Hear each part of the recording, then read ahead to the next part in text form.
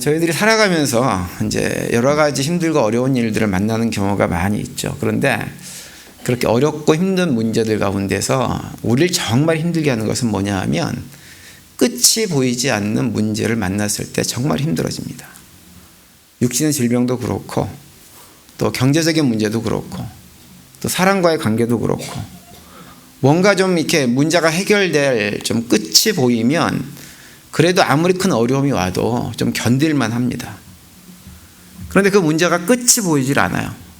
시간이 갈수록 불안해지고 몸과 마음이 힘들어지는 상황이 계속 되어지면 사실은 굉장히 힘든 경험들을 하게 되어지는 일들이 참 많이 있죠. 그런데 그런 문제들이 이렇게 예수 믿지 않고 세상에 속한 사람들만 경험을 하냐면 하나님 백성이라고 하는 우리들도 동일하게 다 똑같이 경험되어집니다. 특별히 이제 그 초대교회로 돌아가 보면 초대교회 성도들이 굉장히 그런 어려움 속에 박해 가운데 있었는데 그 박해라고 하는 것이 끝이 보이지 않는 박해였습니다. 그 기독교를 콘스탄티누스 대제라고 하는 분이 313년에 AD 313년에 정식 종교로 로마 제국에서 공인을 해줬는데요. 그 얘기는 무슨 얘기냐면 교회가 생기고 나서 250년이 넘는 기간 동안에 기독교가 끊임없는 박해를 받았다고 하는 얘기입니다. 말이 250년이죠. 그게 세대로 치면 8세대가 지나가는 것입니다. 그리고 무엇과 비슷한 기간이냐면 우리가 살고 있는 미국이요, 영국으로부터 독립하는 기간하고 거의 비슷한 기간이에요. 굉장히 긴 기간입니다. 우리 한국 같은 경우는 일본 강점기를 갔다가 일제 강점기를 갔다가 36년 보냈잖아요. 근데 36년 보낸 일제 강점기 기간에 여러 가지 후유증들이 지금까지도 계속되고 있는 것이 현실입니다. 근데 무려 250년 동안 초대교회 성도들은 상상하기 힘든 박해를 계속해서 받았고 그것이 당시를 살았던 성도들 입장에서는 끝이 보이지 않는 고통의 시간이었어요. 한번 상상을 해보시기 바랍니다. 그 250년 기간 동안 초대교회 성도들이 어떻게 지냈을까요? 정말 힘들었을 것 같아요. 아마도 초기 한 몇십 년 동안은 그런 대로 견딜만 했을 것입니다. 왜냐하면 예수님의 재림을 이렇게 좀 소망하는 것, 그 기대감이 있었기 때문입니다. 초대교회에서는요, 예수님께서 곧 재림할 거라고 믿었어요. 그래서 1세대, 기독교 1세대나 2세대쯤에는 예수님께서 재림하셔가지고 로마 제국을 심판하고 이 세상을 심판해서 하나님 백성들을 구원해주는, 그래서 공중에서 주님을 이렇게 만나는 이런 어떤 기대와 소망을 1세대, 2세대들은 가질 수 있었습니다. 그런데 1세대와 2세대가 지나고 3세대, 4세대, 5세대가 지나가도 그러한 일이 일어났냐면 그러한 일이 일어나지를 않았어요. 답답한 일들이, 시간들이 계속 흘렀고 그 가운데 박해는 심해지고 주변에 같이 신앙생활 하던 사람들이 사자의 밥이 되어지는 이런 일들을 목도하고 그러면서 예수님의 재림은 올 가능성이 점점점 없어지고 그러면서 그들 마음속에 어떤 마음이 들었냐면 왜 약속은 해놓고 예수님은 오시지 않는 거야? 라고 하는 원망과 더불어서 믿음도 점점 약해지는 일들이 많이 일어났습니다. 오늘 우리가 읽은 베드로후서 3장 같은 경우는 바로 그러한 배경 속에서 우리에게 말씀을 해주고 있는 거예요. 그러한 배경 속에서 성도들에게 하나님께서 사도 베드로를 통해 가지고 격려하고 위로하고 그들을 권면하는 말씀이 이 베드로후서 3장의 말씀입니다. 먼저 8절 말씀 보면 이렇게 말씀하고 있죠. 사랑하는 자들아, 주께는 하루가 천년 같고 천년이 하루 같다는 이 한 가지를 잊지 말라, 이렇게 말씀합니다. 초대교회 성도들은 자기들 나름대로 계산을 해가지고 아마도 이때쯤 되면 주님께서 다시 오실 거야 라고 하는 기대감을 가지고 살았습니다. 근데 사도 베드로를 통해서 주신 하나님의 말씀은 뭐냐면 그렇게 하지 말라고 하는 거예요. 우리의 시간을 기준으로 해가지고 그것을 계산하고 하지 말라고 하는 거예요. 왜냐? 하나님의 시간과 우리의 시간이 다르기 때문에 그렇습니다. 예수님 예수님이 부활 승천하시고 나서 이 땅에 수많은 그 기독교 이단들이 생겼는데 그 가운데서 한 가지 이단이 뭐냐면 예수님의 재림과 관련된 이단들이었습니다. 그런데 그 이단들의 특징이 보면 어떤 특징이 있냐면 주님의 시간과 우리의 시간이 다르다는 것을 알지 못하고 자꾸 주님의 시간을 우리 육신을 입고 살아가는 우리가 이 땅에서 경험하는 시간과 똑같다는 전제 속에서 자꾸 그 날짜와 시간을 계산하고 그 날짜를 확인해 보려고 하는 이단들이 많이 있었어요. 기억하시겠지만 1996년도인가요? 한국에 다미선교회라고 하는 이단이 있어가지고 그해 12월 며칠 날 예수님께서 재림하신다 이래가지고 그냥 한국 전체를 난리 법석을 치게 했던 사건이 있었습니다. 근데 그런 이단이 다미선교회만 있는 것이 아니고 기독교 역사에 보면 수많은 이단들이 많이 있었는데 다 그런 이단들이 뭐냐 하면 예수님의 시간과 우리의 시간을 동일하게 버무려서 갖게 되어지는 잘못된 착각에서 오는 결과물들입니다. 그 사도 바울을 통해 가지고 하나님께서 하시는 말씀은 뭐냐면 그렇지 않다라고 하는 거예요. 하나님의 시간과 우리 사람의 시간은 다르다고 하는 거죠. 그러면서 그것을 기본적으로 먼저 잊지 말라 이렇게 말씀을 하고 있는 거예요. 그런데 이 하나님의 시간과 우리의 시간이 다르다고 하는 것은 단순히 예수님의 재림의 문제에만 국한된 것이 아니고요. 우리 삶 전체에 관련된 많은 문제들이 다 적용되는 문제입니다. 여러분 우리가 인생을 살아가면서 여러 가지 불안하고 어려운 문제들이 이렇게 생겨지면 마음이 불안하고 걱정스럽잖아요. 근데 그런 것이 드는 이유가 뭐냐면 이렇게 믿음 생활을 하면서도 불안하고 걱정되고 왜 하나님께서 이 문제를 해결해 주지 않느냐라고 답답함들이 자꾸 생기는 이유는 뭐냐면 그 모든 문제를 하나님의 시선으로 하나님의 시간으로 바라보지를 못하고 자꾸 내 기준 내가 살고 있는 시간 기준으로 그 문제를 바라보기 때문에 막 답답하고 불안하게 되어지는 거예요. 하나님의 시선과 하나님의 시간으로 바라보면 그런 답답함과 불안감들이 많이 줄어들 수 있습니다. 하나님의 계획에 따라 하나님께서 우리의 상황들을 바라보시고 하나님께서 어떤 계획을 가지고 계시냐에 거기에 초점을 둘 때 우리가 훨씬 더 덜 불안할 수 있어요. 그런데 우리는 그렇게 하지 않고 우리 시간에 맞춰서 하나님께서 이 문제를 해결해 주기를 바라요. 하나님의 때를 맞추질 않아요.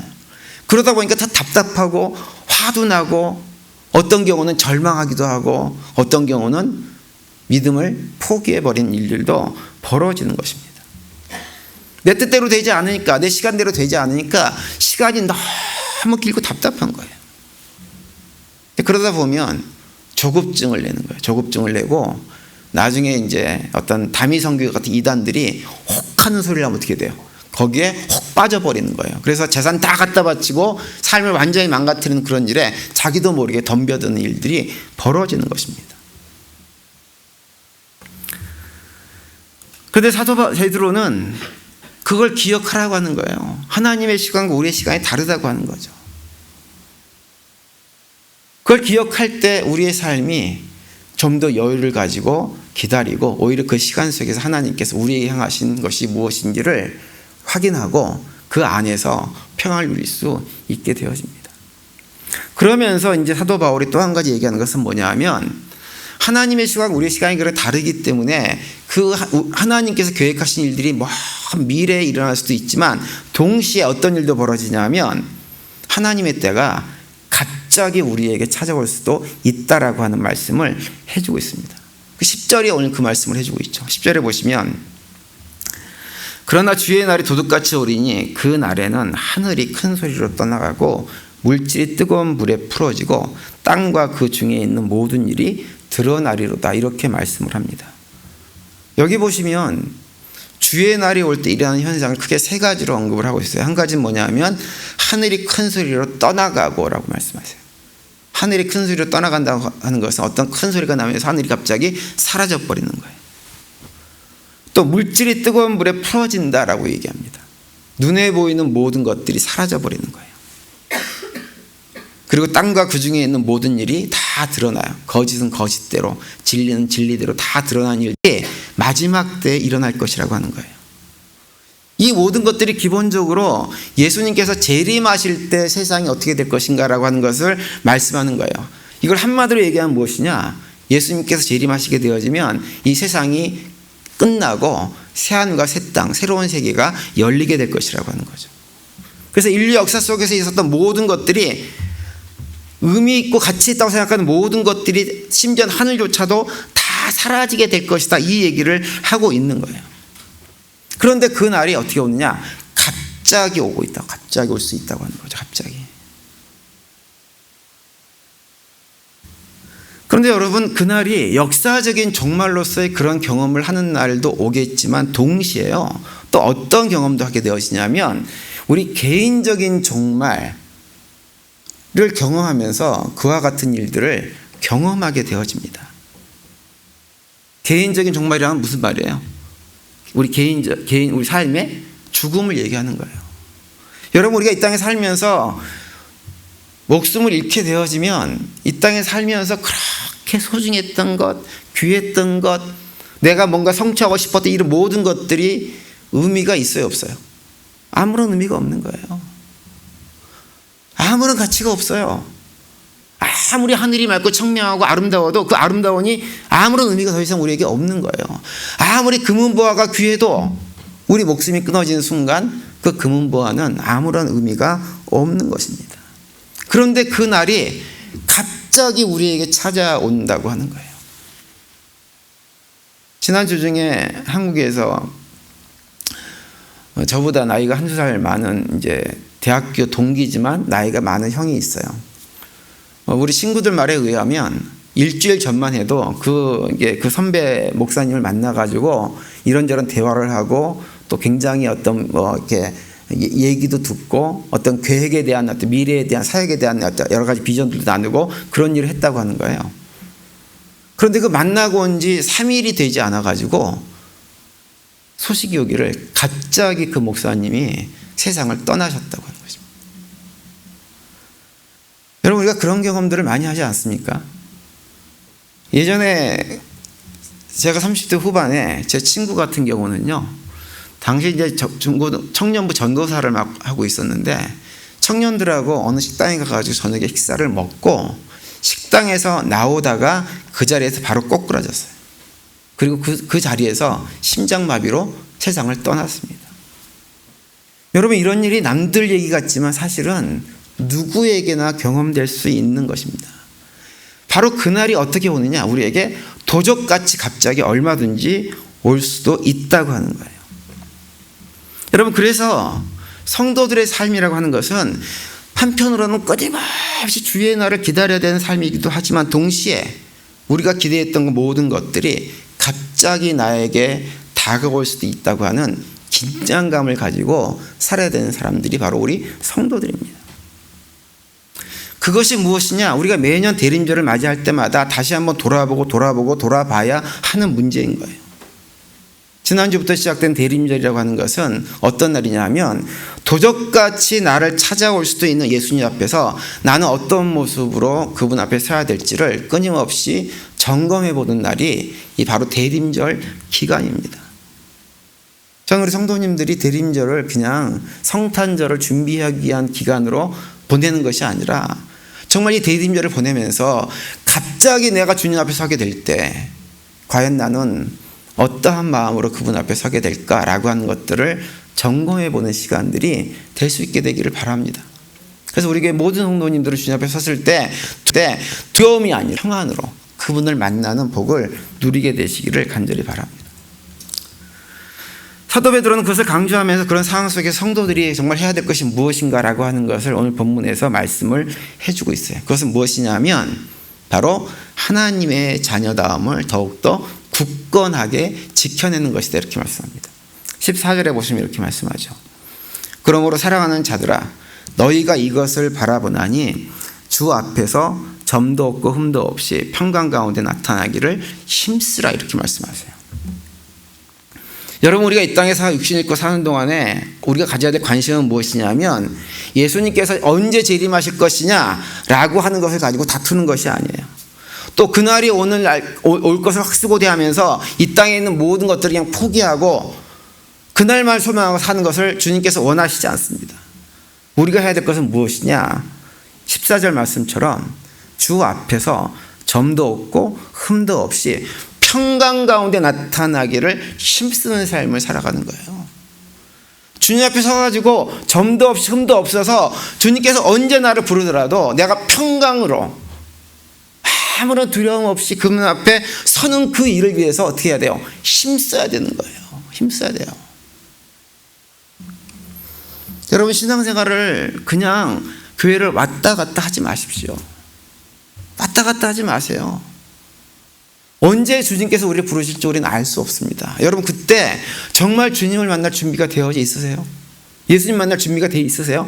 평강 가운데 너무너무 좋아가지고, 그날만 생각하면 너무너무 좋아가지고 기뻐서 주님 하루라도 빨리 나를 불러주세요. 아버지 집으로 인도해 주세요. 그런 마음으로 신앙생활을 하세요.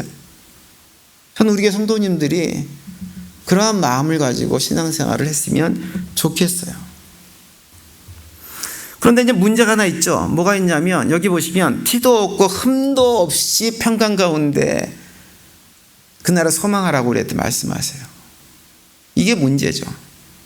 여러분, 우리가 주님 앞에 섰을 때 아무런 티도 없고 흠도 없고 아무런 죄악도 우리 안에 드러나지 않는 그런 모습으로 주님 앞에 서는 것이 가능합니까? 불가능합니까? 가능할까요? 불가능할까요? 한편으로 생각하면 불가능합니다. 불가능해 보여요. 왜냐하면 우리가 아니까. 우린 타락한 본성을 가지고 있어가지고 우리 타락한 본성이 죽을 때까지 없어지냐면 없어지지 않을 가능성이 너무너무 많이 있어요. 그래서 이 불가능해 보여요. 근데 왜 하나님은 이 불가능한 것을 우리한테 하라고 요구하실까요? 1차적으로는 그 이유가 있어요. 왜냐하면 우리가 하나님의 자녀이기 때문에 그래요. 여러분, 우리가 자녀들을 양육하면서 야, 너는 커서 대충 그런 사람 되라, 이렇게 자녀를 양육하는 사람 아무도 없죠. 그죠? 우리는 우리 자녀들이 완벽한 존재가 되기를 원합니다. 완벽한 존재. 정말로 세상 그 누구보다 훌륭한 존재가 되기를 원하잖아요. 우리 육신의 부모들도. 그건 아버지 하나님도 마찬가지예요. 우리가 그렇게 온전해지기를 원하세요. 그런데 그것이 아버지의 마음이지만 현실은 어떠냐면 우리는 그렇게 되기가 불가능한 존재들입니다. 사람들 앞에서는 내가 그런 대로 괜찮은 인간인 것처럼 폼을 잡을 수 있겠지만 사람들 앞에서가 아니라 주님 앞에 서게 되어질 때 과연 내가 점도 없고 흠도 없고 깨끗하게 의로운 존재가 되어져서 그 앞에 평안으로 설 수 있느냐 하면 설 수가 없는 것이 우리 인간들이에요. 우리 모두들입니다. 여러분, 그런데 왜 하나님은 그 불가능한 일을 우리한테 하라고 이렇게 요구를 하실까요? 그 이유는 그것이 불가능하지 또 않기 때문에 이걸 요구하고 계시는 거예요. 우리 스스로는 불가능하지만 가능한 길을 주님께서, 아버지께서 우리에게 만들어 놓으셔서 우리가 그 길을 가면 그것이 가능해지는 거예요. 그 길이 어떤 길인가요? 내 힘으로는 불가능해요. 내 힘으로는 불가능하지만 아버지께서 무엇을 만들어 놓으셨냐 하면 바로 예수 그리스도라고 하는 길을 우리에게 만들어 놓으셨어요. 우리의 모든 죄와 허물들을 다 깨끗하게 하시고도 남을 그 은혜를 예수 그리스도라고 하는 길 안에 만들어 놓으셨습니다. 그래서 로마서 8장 1절과 2절에서는 이렇게 말씀을 하잖아요. 그러므로 이제 그리스도 예수 안에 있는 자에게는 결코 정죄함이 없나니 이는 그리스도 예수 안에 있는 생명의 성령의 법이 죄와 사망의 법에서 너를 해방하였습니다. 이렇게 말씀을 합니다. 그냥 우리의 티와 흠의 문제만이 아니라 과거에 지은 죄, 현재 짓고 있는 죄, 앞으로 지을 모든 죄까지 다 포함해가지고 우리가 나중에 심판받고 멸망할 수밖에 없는 존재이지만 그런 모든 죄를 다 누가 대신 감당하셨냐면 예수님께서 대신 감당하시고 대신 우리가 그 예수 그리스도 안에 있게 되어지면 더 이상 우리가 마치 예수님처럼 티도 없고 흠도 없는 온전한 존재들, 정죄함이 더 이상 없는 존재들로 세워지는 길을 하나님께서 우리에게 마련해 주셨고 우리에게 그 길을 걸어가라고 하는 거예요. 다시 말하면 흠도 없이 티도 없이 온전하게 되어진 일을 힘쓰라고 하는 것은 어떤 의미냐면 우리에게 그런 의로운 길, 정죄함이 없는 길을 가도록 만들어 놓으신 예수 그리스도를 열심히 믿는 일을 힘쓰라고 하는 것입니다. 그 일을. 여러분, 우리가 다시 한번 말씀드리지만 예수를 잘 그래서 믿어야 돼요. 그리고 잘 믿으려면 힘을 써야 됩니다. 힘을 써야 돼요. 그냥 되지 않아요. 그냥 되지 않아요. 제가 지난 수요일 날도 그런 말씀 드렸는데요. 많은 분들이 교회를 다니면서 그런 생각을 하죠. 그냥 편안하게 부담 없이 다니기를 많은 분들이 원하세요. 그런데 그 길이 우리가 걸어갈 길이 아니에요. 여러분, 복음서에 보면 그런 얘기들이 나오잖아요. 평생 동안 예수를 열심히 믿었다고 믿었어요. 주의 일을 열심히 했어요. 그런데 예수님이 재림하셔가지고 뭐라고 말씀하시냐면 난 너희를 모른다. 이렇게 말씀하실 거라고 하는 말씀을 복음서에서 예수님께서 해주고 있어요. 마태복음 7장 22절 23절 말씀이죠. 이렇게 기록합니다. 그날에 많은 사람이 나더러 이르되 주여 주여 우리가 주의 이름으로 선지자 노릇하며 주의 이름으로 귀신을 쫓아내며 주의 이름으로 많은 권능을 행하지 아니하였나이까 하리니 그때 내가 그들에게 밝히 말하되 내가 너희를 도무지 알지 못하니 불법을 행하는 자들아 내게서 떠나가라 하리라. 이렇게 말씀을 합니다. 여러분, 만약 우리가 이렇게 된다면 얼마나 억울하시겠어요. 평생 예수 믿고 일부러 시간 내서 예배드리고 교회에서 이런저런 봉사도 했고 하나님께 물질도 드리고 다 수고하고 헌신을 했는데 나중에 예수님께서 딱 만났는데 너 누구니? 난 널 모르겠다. 이렇게 얘기하면 이게 낭패도 이런 낭패가 없잖아요. 차라리 세상에서 내 욕심대로 살다가 하나님에게 이런 소리를 들으면, 예수님께 이런 소리를 들으면 괜찮아요. 그것은 당연히 그런 소리 들을만 하죠. 내 욕심대로, 내 욕망대로 이기심을 가지고 그냥 내가 원하는 대로만 삶을 살았다가 그렇다고 한다면 그럴 수 있어요. 근데 그게 아니에요. 시간 내, 물질 내 희생하고 헌신하고 봉사하고 열심히 뭔가를 했는데 예수님께서 나는 모른다 라고 해버리면 이건 큰 낭패입니다. 우리 성도님들 가운데 단 한 분도 그런 소리를 듣는 분들이 안 계시기를 바랍니다. 로마서 10장에 보면 9절과 10절에서도 이렇게 말씀을 해주고 있어요. 내가 만일 내 입으로 예수를 주로 시인하며 또 하나님께서 그를 죽은 자 가운데서 살리신 것을 내 마음에 믿으면 구원을 받으리라. 사람이 마음으로 믿어 의에 이르고 입으로 시인하여 구원에 이르느니라. 이렇게 말씀합니다. 너무나 잘 아는 말씀이에요. 이 말씀에 보시면 이 말씀처럼 우리가 예수님께서 우리의 죄를 대속하기 위해서 죽으셨다고 하는 것을 입으로 믿고 고백하고 예수님께서 부활하신 사실을 마음으로 믿으면 구원을 얻는다고 말씀을 합니다. 그런데 여기서 중요한 것은 뭐냐면 우리가 입으로 고백하고 마음으로 믿는 것이 정말 무엇인가, 어떻게 믿고 있느냐라고 하는 것을 점검하는 것입니다. 정말 내가 제대로 믿고 고백하고 있는지를 점검하는 거예요. 그리고 그 점검은 누구 앞에서 하느냐? 하나님 앞에서 하는 거예요. 사람들이, 주변에 있는 사람들이 아무리 내가 믿음이 좋다, 훌륭하다 얘기해줘도 다 소용없어요. 오직 하나님이, 예수님께서 우리가 그분을 만났을 때 수고했다, 애썼다, 잘했다, 칭찬할 때 의미가 있는 것이지 주변 사람들이 아무리 날 좋게 봐줘도 하나님께서 나 몰라라 하시면 의미가 없는 것이고, 주변 사람들이 아무리 나한테 뭐라 그래도 하나님이 너 수고했다 그러면 그 모든 것들은 다 되어진 것입니다. 그래서 하나님 앞에서 우리가 점도 없이 흠도 없이 드러나야 되는 거예요. 그래서 오늘 본문에서 말씀하시기를 주 앞에서 점도 없고 흠도 없이 평강 가운데 주님을 만날 수 있도록 힘쓰는 삶을 살라고 오늘 본문에서 우리에게 말씀을 하고 있는 것입니다. 여러분, 하나님께서 우리에게 이 대림의 시간을 주셨는데요. 하나님께서 우리에게 대림의 시간을 주신 이유는 다른 데 있지 않고 바로 그것을 열심히 하라고 우리에게 이 대림의 시간을 허락하신 것입니다. 그래서 오늘 본문 바로 뒤에 15절에 보면 이렇게 말씀하세요. 우리 주의 오래 참으심이 구원이 될 줄로 여기라. 이렇게 말씀합니다. 그러니까 우리가 인생을 살아가면서 우리 앞에 하나님께서 많은 시간을 허락하셨어요. 그 시간들은 어떤 시간이냐? 주님께서 우리를 오래 참아주시는 시간이고, 왜 오래 참아주시느냐? 우리를 어떻게 하기 위해서? 구원하기 위해서 많은 시간들을 허락하신다고 하는 것입니다. 에베소서 5장 17절에 보시면 이렇게 말씀하고 있죠. 세월을 아끼라. 때가 악하니라. 그러므로 어리석은 자가 되지 말고 오직 주의 뜻이 무엇인가 이해하라 이렇게 말씀을 또 해주고 있습니다. 하나님께서 우리에게 주신 시간들, 이 시간들을 아끼라 이렇게 말씀하세요. 시간을 낭비하지 말라라고 하는 거예요. 왜냐하면 우리가 그 시간들을 악한 것들에 의해서 영향받고 악하게 사용할 수 있을 가능성이 굉장히 많이 있기 때문에 그러는 거예요. 세상이 악해서 우리가 정말로 시간을 아껴서 주의 뜻대로 살아보기 위해서 애쓰는 삶을 살지 않으면 우리가 하나님께서 허락하신 그 시간들을 헛되게 낭비해버릴 가능성이 많다고 하는 거죠.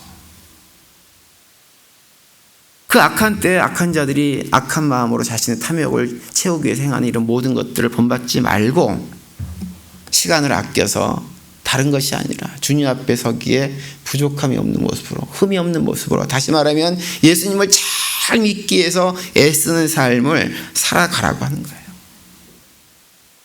여러분, 우리가 정말 예수를 잘 믿으려고 애쓰지 않으면요, 나도 모르는 사이에 악한 것들에 물들어서 우리의 시간을 악한 일 하는데 사용하게 되어져 있습니다.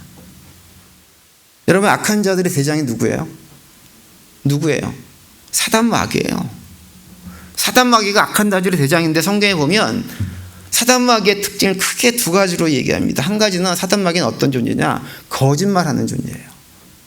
그래서 사단을 뭐라고 얘기하냐면 거짓의 아비다 이렇게 얘기하죠. 여러분, 우리 하나님 백성들은요, 내가 그것이 뭐 하얀 거짓말이라고 하는 소리도 하는데요, 그것이 하얀 거짓말이 됐든지 검정 거짓말이 됐든지 거짓말하는데 예민해야 됩니다. 거짓말을 나도 모르게 할 수 있어요. 나를 갖다가 합리화하고 나를 좀 지키려고 하는 본능 속에서 우리 인간이 연약하기 때문에 할 수 있어요. 그런데 그걸 예민하게 생각을 해야 돼요. 혹시라도 하게 되어지면 바로 하나님께 회개하고 내가 점점 내 입술에서 나오는 거짓말들이 줄어들게 해달라고 하나님께 강구하고 하나님께 매어 달려야 됩니다. 거짓말은 정말로 심각한 것입니다. 왜냐? 그건 사단의 특성이기 때문에 그래요. 물론 우리가 타락한 존재라서 그 습성이 여전히 우리에 남아있어서 거짓말을 할 수밖에 없는 존재이기도 해요. 하지만 거짓말을 우리의 입술에 만약에 있다고 한다면 이것을 하지 않기 위해서 노력해야 됩니다. 요한복음 8장 44절에 보면 이렇게 말씀하죠. 너희는 너희 아비 마귀에게서 났으니 너희 아비의 욕심대로 너희도 행하고자 하느니라. 그는 처음부터 살인자요 진리가 그 속에 없으므로 진리에 서지 못하고 거짓을 말할 때마다 제 것으로 말하나니 이는 그가 거짓말쟁이요 거짓의 아비가 되었습니다. 이렇게 우리에게 경고의 말씀을 해주고 있어요. 또 한 가지 사단의 대표적인 특징 가운데 하나는 무엇인지 아십니까? 또 한 가지 사단의 특징은 뭐냐 하면 사단은 참소하는 자야. 참소하는 자. 요한계시록 12장 10절에 보시면 이렇게 말씀합니다. 내가 또 들으니 하늘에 큰 음성이 있어 이르되 이제 우리 하나님의 구원과 능력과 나라와 또 그의 그리스도의 권세가 나타났으니 우리 형제들을 참소하던 자 곧 우리 하나님 앞에서 밤낮 참소하던 자가 쫓겨났고 이렇게 기록합니다. 여기 보시면 참소하는 자가 쫓겨났다고 말씀하는데 여기서 참소하는 자는 누구를 의미하냐면 바로 사단을 의미하는 거예요. 여러분, 헐뜯고 비난하고 정죄하는 것은 누구의 특징이냐? 사단의 특징이에요. 사단의 특징. 그래서 디모데후서 3장 3절에 보면 말세가 되어지면 어떤 일이 벌어지느냐? 세상에 속한 사람들 사이에서 나타나는 대표적인 특징 가운데 하나가 무엇이냐면 서로가 서로를 참소하는 거예요. 정죄하고 비난하고 욕하는 것입니다. 헐뜯고 비방하는 것입니다. 여러분, 하나님께서 우리에게 대림의 시간을 주신 것은 다른 사람들을 헛듣고 비방하고 욕하는 삶을 열심히 하라고 이 시간을 주신 것이 결코 아닙니다. 다른 사람들에게 스승 노릇하라고 주신 것도 아니에요. 다른 사람들이 가지고 있는 작은 약점과 허물들을 10배, 20배 확대해가지고 그걸 드러내라고 우리에게 주신 것도 결코 아닙니다. 하나님은 우리에게 그런 시간으로 사용하도록 단 1분도 허락하지 않으셨어요. 하나님께서 우리에게 대림의 시간을 허락하신 이유는 한 가지예요. 다른 것이 아니고 우리의 삶이 하나님 앞에서 점도 없고 흠도 없는 자로 평강 가운데 나타나는 자가 되는데 힘쓰는 삶을 살라고 우리에게 대림의 시간을 허락하신 것입니다. 마태복음 7장 3절과 4절을 다시 한번 읽어드리면 이렇게 말씀하고 있죠. 어찌하여 형제의 눈 속에 있는 티를 보고 내 눈 속에 있는 들보는 깨닫지 못하느냐.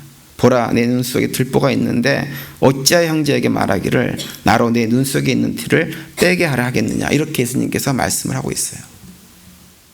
다른 사람의 문제, 허물 들여다보지 말라라고 하는 거예요. 중요한 것은 다른 사람이 아니고 내가 하나님 앞에서 점도 없이 흠도 없이 서는 것이 중요하기 때문에 무엇을 봐야 돼요? 나의 약점과 허물과 연약함들을 바라보는 것이 우리가 해야 될 유일한 것입니다. 따라 대림의 시간을 맞이해가지고 우리의 성도님들이 우리 자신들을 한번 돌아볼 수 있게 되기를 바랍니다. 난 진실된 말들을 하면서 믿음 생활을 하고 있는가? 그리고 다른 사람의 약점과 허물과 문제점들을 바라볼 때마다 그 모습이 바로 나의 모습인 걸 인정하고 그들을 불쌍히 여기고 그들을 품어주고 사랑하고 용서하는 삶을 살아가고 있는가라고 하는 것들을 우리 스스로 점검해 보았으면 합니다.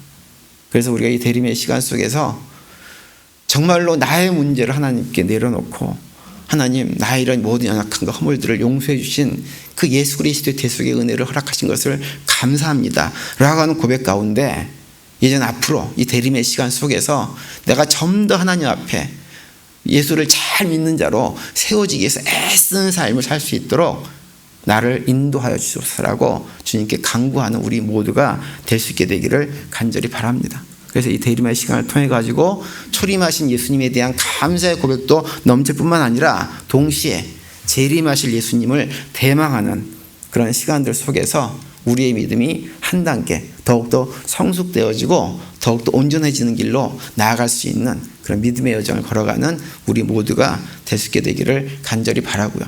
이번 한 주간 그런 고백 가운데 믿음에 승리하시는 우리 모두가 되시기를 간절히 축원을 드립니다.